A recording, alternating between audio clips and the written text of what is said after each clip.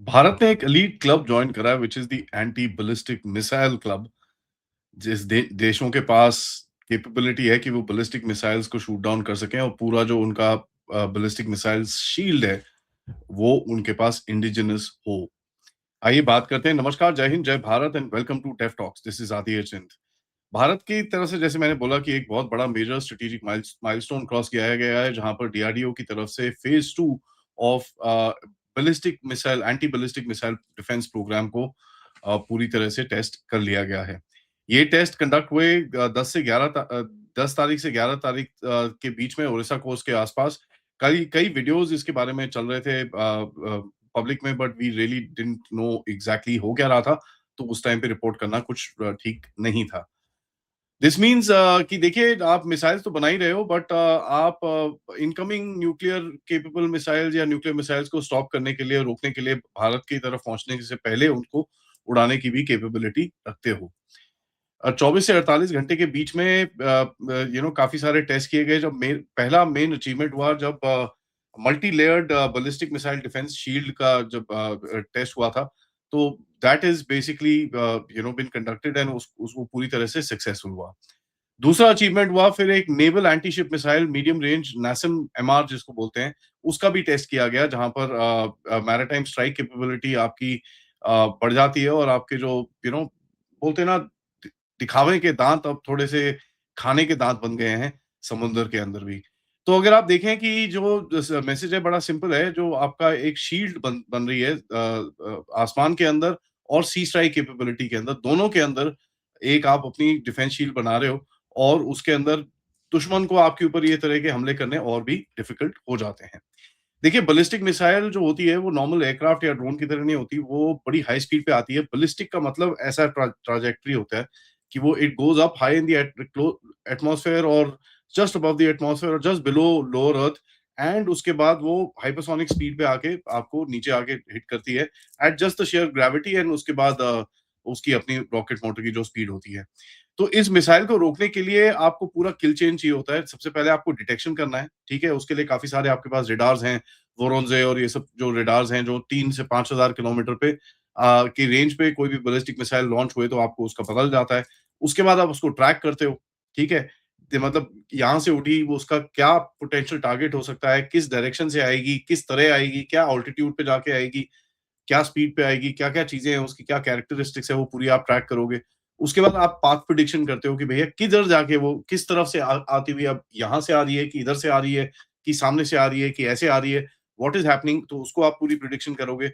And उसके बाद आप अब देखिए, जो एमआईआरवी कैपेबिलिटी होती है, जिसके अंदर मल्टीपल वॉरहेड्स आते हैं, तो उसके अंदर आपको डिसाइड करना है भैया वॉरहेड कौन-सा है और बाकी जो डिकॉयज़ हैं वो कौन से हैं। इंटरसेप्टर लॉन्च करोगे, उसके बाद उसको गाइड करोगे and then destroy the target before it actually hits the ground.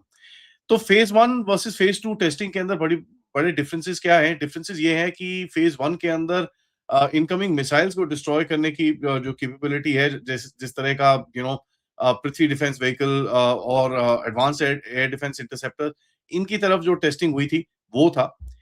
अब फेज़ 2 एक एक एक्सो एटमॉस्फेरिक लेवल के ऊपर, मतलब एक just outside the earth atmosphere, वहां पर आप इनको टारगेट कर रहे हो। तो इनके अंदर AD1 और AD2 दो टाइप के इंटरसेप्टर्स हैं, जहां पर आप बड़ी हाइट पे जाके, वेरी हाई स्पीड पे जाके इनको आप हिट करते हो। तो they are not even anywhere close to the ground, तो आप उसको बहुत ही ज्यादा ऑल्टीट्यूड पे उसको डिस्ट्रॉय कर रहे हो। तो इसके अंदर आपका जो ट्रैकिंग है, जो पाथ आइडेंटिफिकेशन है, ये सब चीजें बड़ी इंपॉर्टेंट होती हैं।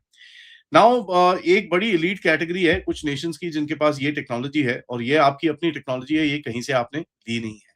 तो फेज़ 1 के अंदर एक लोअर शील्ड, ठीक है? फेज़ 2 के अंदर एक हायर शील्ड, एंड अगर आप इन दोनों को जोड़ें तो एक एक लेयर्ड मिसाइल वॉल आपकी बन जाती है। देखिए, ये जो लेयर्स होती हैं, इसके अंदर काफ़ी एक एक आपको समझना है कि एटमॉस्फेरिक किस जगह पे है। देखिए, नॉर्मली क्या होता है, बैलिस्टिक मिसाइल को इंटरसेप्ट करने का सबसे बेस्ट जगह होती है द टर्मिनल फेज़, ठीक है? जब वो ऊपर जा चुकी होती है and when it's in the atmosphere and turning down, इस टाइम पे उसको इंटरसेप्ट करना इज़ द बेस्ट, बिकॉज़ वो सबसे स्लो स्पीड होती है उसकी, एंड एट दैट टाइम वो ज़्यादा मैनूवर नहीं कर रही है, it's not moving that much कि आपको कहीं न कहीं कैलकुलेशन थोड़ी कम होती है उसके अंदर। तो अपर पार्ट जो होता है उसका, जो फ्लाइट पाथ में before it actually hits the terminal phase, उसके अंदर जस्ट बिफोर दैट उसको आप इंटरसेप्ट करने की कोशिश करते हो।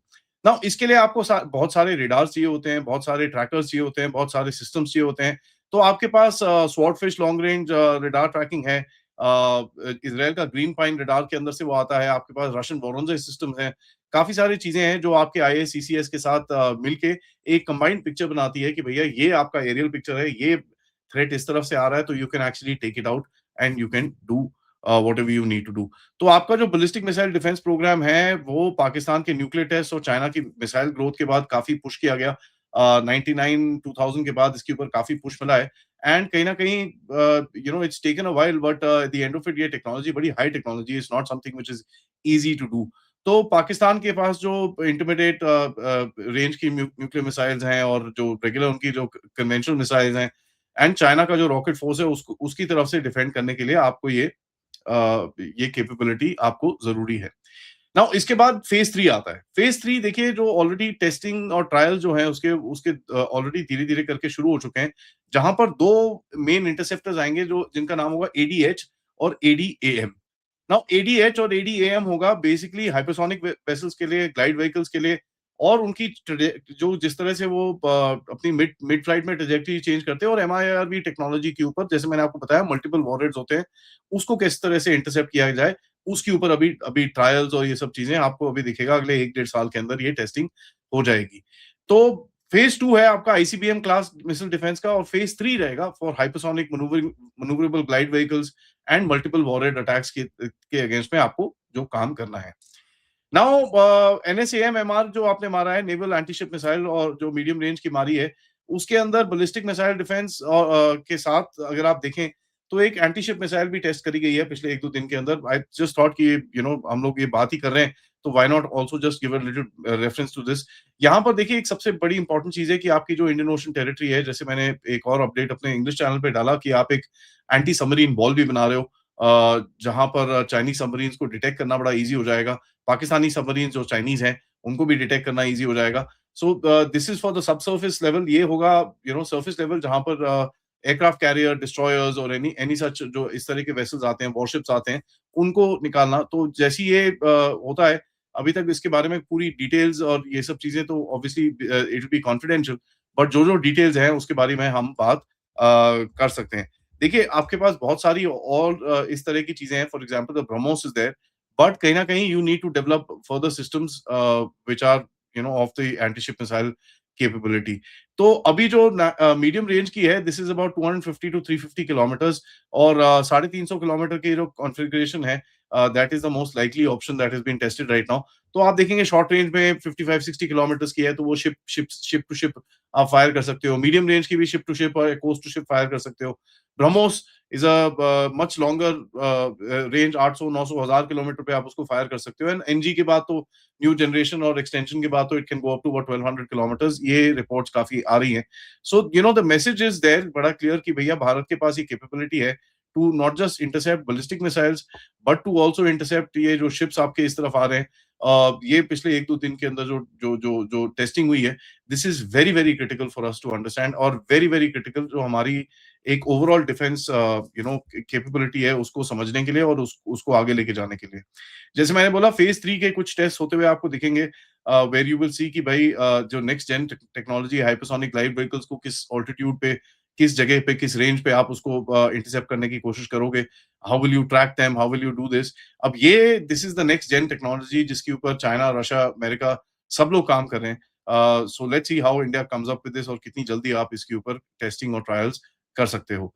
But it's a great this thing कि जब आप एक्सो एटमॉस्फेरिक मिसाइल्स ट्राई कर रहे हो AD-1, AD-2 के साथ वेयर आप अभी आईसीबीएम क्लास की जो मिसाइल्स हैं, जो हाई ऑल्टीट्यूड से just outside the earth atmosphere उस तरफ से आती हैं and they can cause a lot of damage specially China को देखें तो उनकी जो रॉकेट फोर्स है व्हिच इज़ क्वाइट फॉर्मिडेबल इसके ऊपर अब वो उनके जो रिपोर्ट्स हैं कि पानी भरा हुआ है, ये है, वो है। But fair enough the threat is still there तो उसको काउंटर करने के लिए ये डिफेंस सिस्टम होगा बड़ा ज़रूरी होगा आपके लिए।